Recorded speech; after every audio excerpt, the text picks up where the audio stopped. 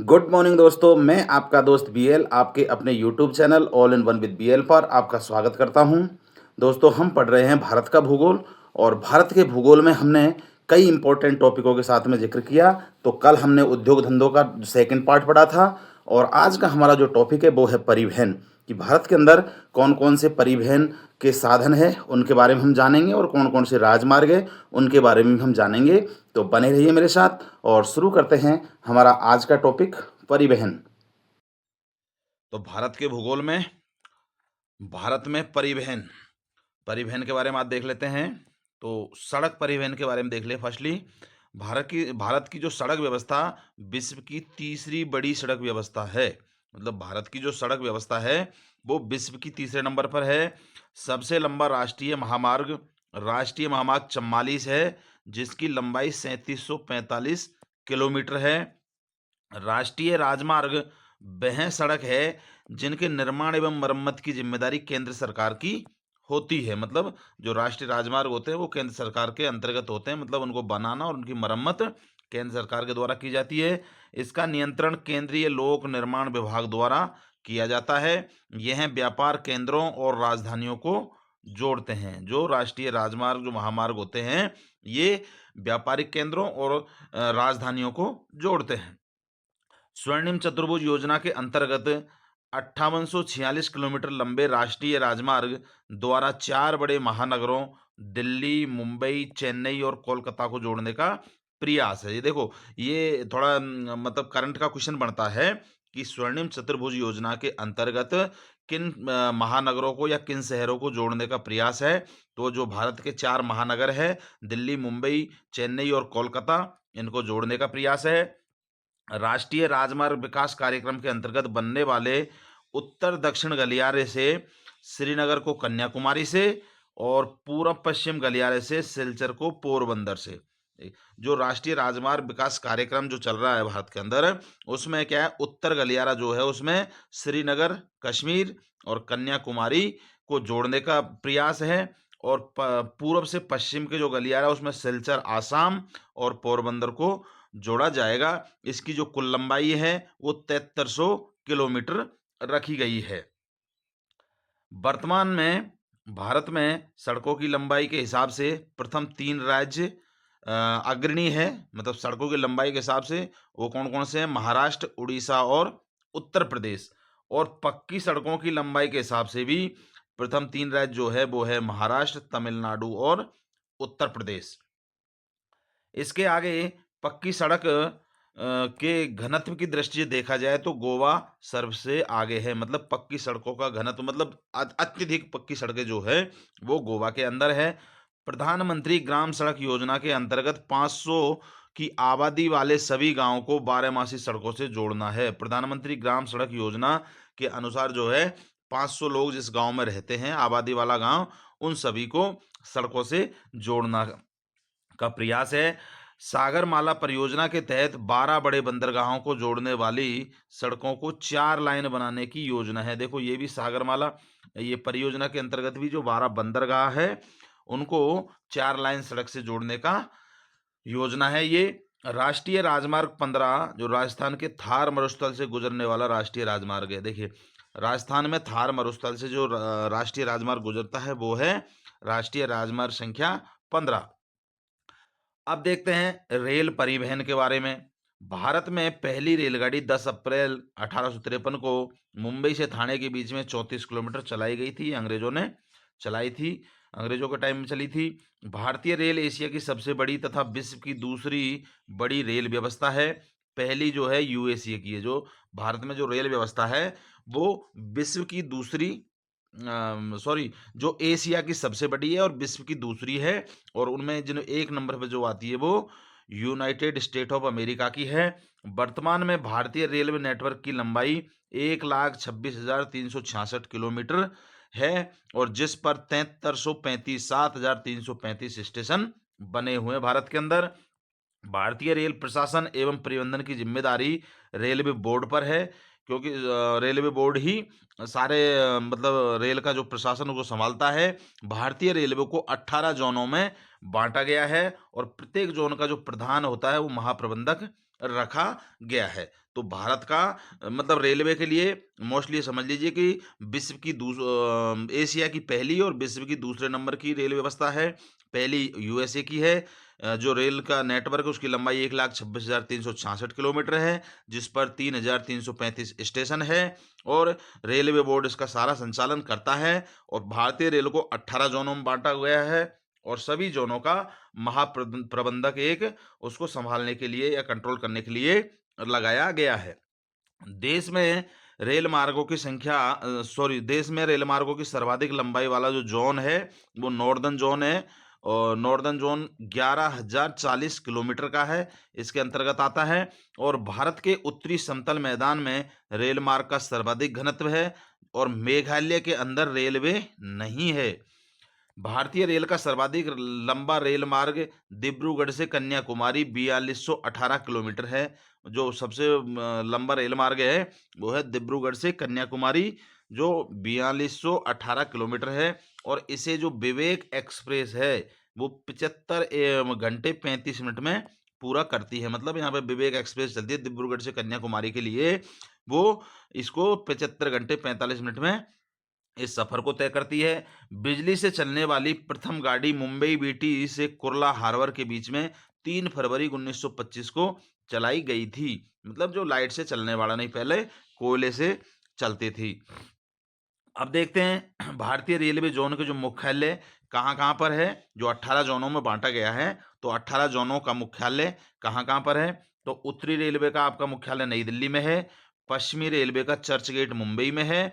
दक्षिणी रेलवे का मुख्यालय सिकंदराबाद में है। और दक्षिण पूर्व रेलवे का मुख्यालय जो है कोलकाता के अंदर है। मध्य रेलवे का मुख्यालय है जो है मुंबई सेंट्रल महाराष्ट्र के अंदर है। दक्षिणी रेलवे का मुख्यालय चेन्नई चेन्नई में है।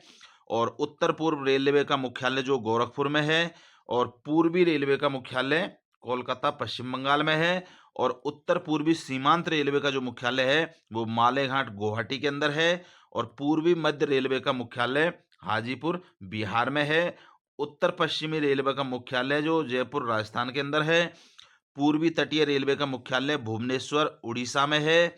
और उत्तर मध्य रेलवे का मुख्यालय इलाहाबाद उत्तर प्रदेश के अंदर है। दक्षिण पश्चिमी रेलवे का मुख्यालय हुगली धारवाड़ कर्नाटक के अंदर है। पश्चिमी मध्य रेलवे का मुख्यालय जो है जबलपुर के अंदर है और जबलपुर मध्य प्रदेश के अंदर है।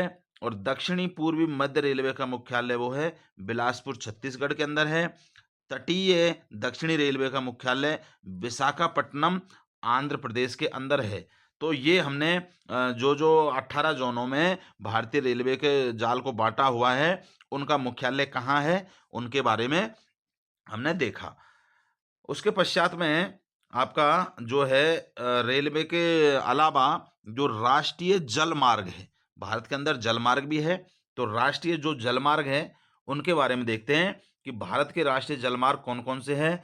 तो राष्ट्रीय जल मार्ग एक नंबर पे कौन सा है, इलाहाबाद से हल्दिया, जो 1986 में बना था और इसकी लंबाई 1620 किलोमीटर है। तो राष्ट्रीय जलमार्ग क्या है, इलाहाबाद से हल्दिया 1986 में बना, 1620 किलोमीटर ये लंबा है। राष्ट्रीय राजमार्ग 2 ये सादिया से धुबरी पट्टी तक है और 1988 में से बनाया था और इसकी लंबाई जो है 891 किलोमीटर है।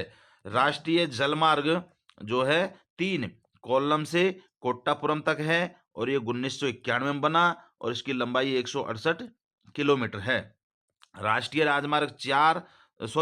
जलमार्ग 4 काकीनाडा और पंडुचेरी, ये कई जगह से घूमा हुआ है। तो काकीनाडा पंडुचेरी कैनाल और कालूवेली टैंक पर बना है ये और गोदावरी व कृष्णा नदी पर है ये और इसकी लंबाई जो है 1028 किलोमीटर है।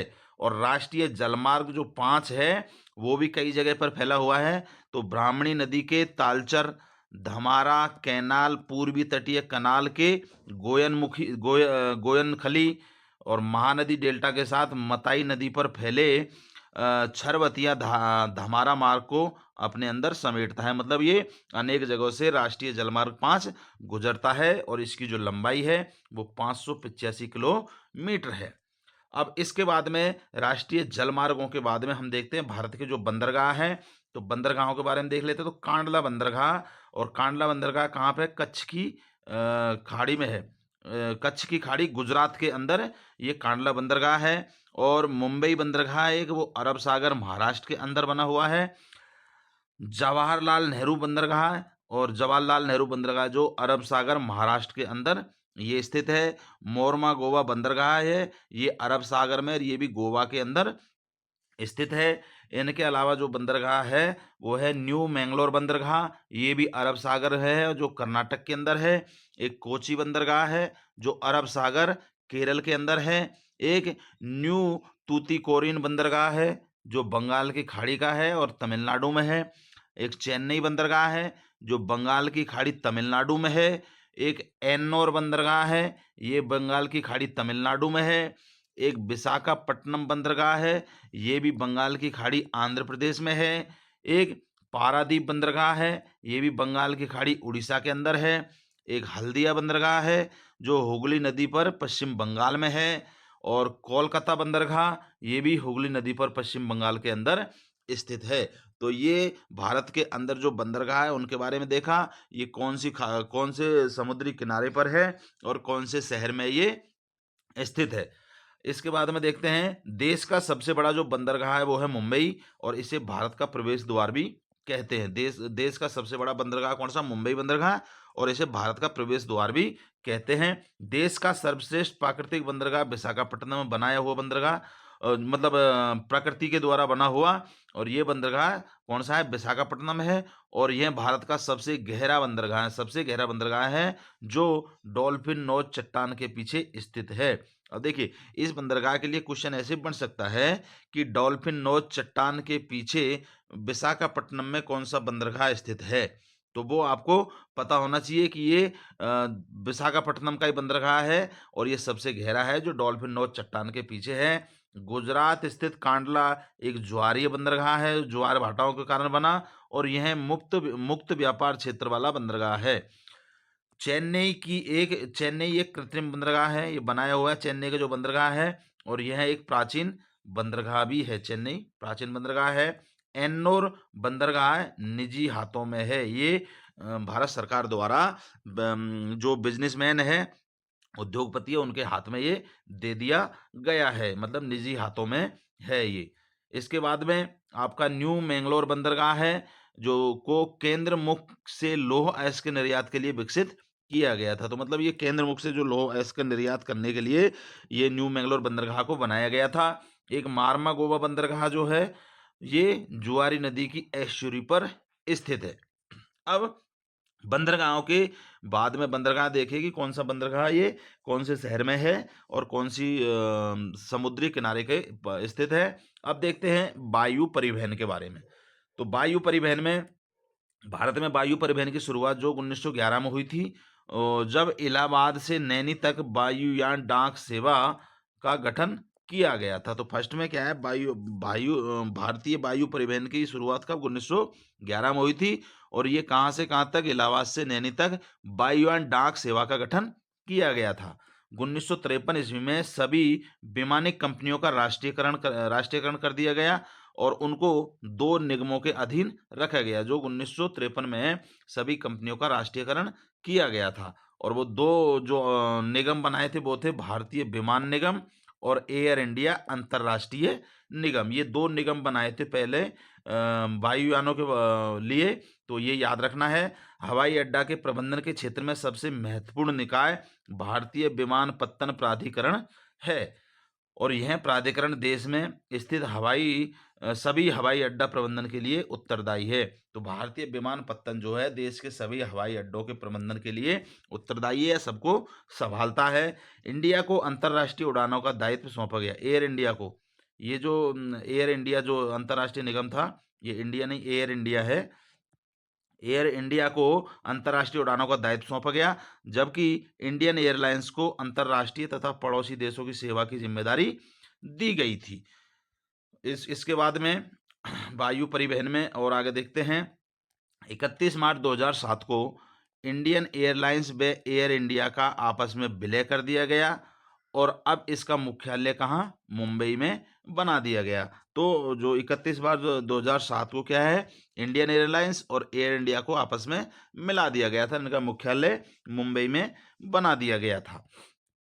एयर इंडिया देश में पहले सरकारी क्षेत्र की एकमात्र एविएशन कंपनी थी। जो एयर इंडिया है वो पहले क्या है, सरकार के हाथों में थी, एकमात्र एविएशन कंपनी थी। और जिसे भी सरकार ने किया, 27 जनवरी 2022 को प्रमुख उद्योगपति टाटा समूह को इसको सौंप दिया गया था। और अब यह निजी क्षेत्र की सबसे बड़ी एविएशन कंपनी बन गई है। तो एयर इंडिया क्या है, देश में सरकारी की सबसे पहले मतलब एकमात्र कंपनी थी, एविएशन कंपनी थी। उसे भी 27 जनवरी 2022 को भारत सरकार द्वारा उद्योगपति टाटा समूह को इसे दे दिया गया और अब ये निजी हाथों में चली गई है। इसके अलावा निजी क्षेत्र में ही इंडिगो, स्पाइस जेट, विस्तारा, गो फर्स्ट आदि प्रमुख है, ये सब प्राइवेट है। और निजी क्षेत्र की एविएशन कंपनी जेट एयरवेज और इंडिगो, ये भी निजी क्षेत्र की है, मतलब ये प्राइवेट है, सेठों की या जो उद्योगपतियों के अंतर्गत ये कार्य करती है। निजी क्षेत्र में देश का पहला हवाई अड्डा जो है कोची है। तो पहला हवाई अड्डा निजी क्षेत्र का जो सरकार द्वारा दिया गया था वो कोची है। और पवन हंस हेलीकॉप्टर लिमिटेड, तेल एवं प्राकृतिक गैस ऑयल इंडिया लिमिटेड निजी संस्थानों एवं राज्य सरकारों के हेलीकॉप्टर सेवा प्रदान करता है।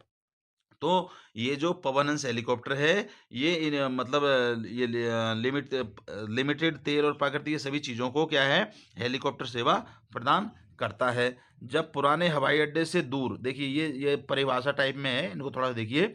जब पुराने हवाई अड्डे से दूर नए स्थल पर बिल्कुल नवीन हवाई अड्डे का निर्माण किया जाता है तो उसे ग्रीन फील्ड हवाई अड्डा कहते हैं। ग्रीन फील्ड हवाई अड्डा किसे कहते हैं, तो जब पुराने हवाई अड्डे से दूर नए स्थल पर बिल्कुल नवीन हवाई अड्डे का निर्माण किया जाता है उसे ग्रीन फील्ड हवाई अड्डा कहते हैं। वैसी आगे देखिए, एक परिभाषा ये भी है, वैसी परियोजनाएं जो पहले से चलाई जा रही हो, कोई भी परियोजना जो पहले से चल रही हो और वो चल रही परियोजनाओं में सुधार करके उनका उन्नयन करके बनाई जाती है। मतलब जो कोई परियोजना पहले से चल रही है उनमें कोई सुधार किया, उनमें कुछ वृद्धि की, घटाया, उस ऐसी परियोजना जो बनाई जाती है उसे ब्राउन फील्ड परियोजना कहते हैं। तो ब्राउन फील्ड परियोजना वैसी परियोजना जो पहले से चलाई जा रही हो और उन परियोजनाओं में सुधार करके उनको उन्नयन करके जो बनाई जाती है वो ब्राउन फील्ड परियोजना कहलाती है।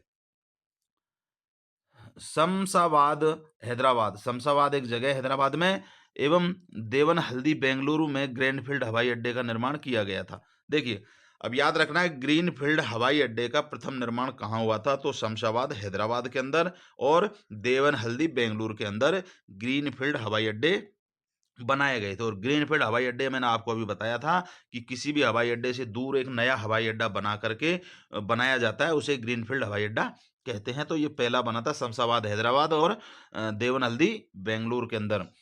इंदिरा गांधी राष्ट्रीय उद्यान अकादमी एक स्वायत्त संस्था है जो फुर्सतगंज उत्तर प्रदेश में है। इस संस्था का उद्देश्य पायलटों को प्रशिक्षित करना है, प्रशिक्षण देना है। तो जो पायलटों का प्रशिक्षण होता है वो कहाँ होता है, इंदिरा गांधी राष्ट्रीय उद्यान अकादमी। और ये कहाँ पे है, फुर्सतगंज नाम की जगह उत्तर प्रदेश के अंदर।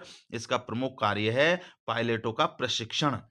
भारतीय विमानपत्तन प्राधिकरण का गठन जो है 1 अप्रैल 1955 को किया गया था, जो देश के हवाई अड्डों के प्रबंधन के लिए जिम्मेदार थी। तो भारतीय विमानपत्तन प्राधिकरण का जो गठन था 1 अप्रैल 1955 में हुआ था और ये सवाई हवाई अड्डों के प्रबंध को देखती थी। नगर नहीं, नागर है ये नागर है। तो नागर विमान मंत्रालय के अंतर्गत एक स्वायत्त संस्था की स्थापना इंदिरा गांधी राष्ट्रीय उद्यान अकादमी के नाम से की गई थी। और नागर विमानन क्षेत्र में एक नया परिवर्तन, हवाई अड्डों का निजीकरण, इस क्षेत्र में निजी एवं सार्वजनिक क्षेत्रों की भागीदारी को बढ़ाना था। तो जो नागर विमान मंत्रालय के अंतर्गत जो स्वायत्त संस्था की स्थापना की गई थी वो कौन सी, इंदिरा गांधी राष्ट्रीय उद्यान अकादमी का था। और इसमें एक परिवर्तन किया गया था कि हवाई अड्डों को निजी हाथों में देना और सार्वजनिक क्षेत्र में भागीदारी बढ़ाना था। तो दोस्तों, ये था भारत के परिवहन से संबंधित हमारा टॉपिक। मुझे आशा है कि ये जो जानकारी है आपको पसंद आई होगी और आपके एग्जाम की दृष्टि से काम आएगी। आपसे रिक्वेस्ट है, चैनल को सब्सक्राइब करके वीडियो को लाइक कर लीजिए और अपने दोस्तों के साथ शेयर करके कमेंट ज़रूर कीजिएगा। दोस्तों, अब मुझे दीजिए इजाज़त और मिलते हैं एक और इम्पोर्टेंट टॉपिक के साथ में। तब तक के लिए नमस्कार, धन्यवाद।